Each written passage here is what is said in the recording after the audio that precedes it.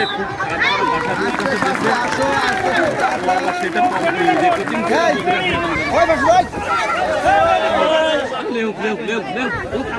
দৃষ্টি রাখেন না।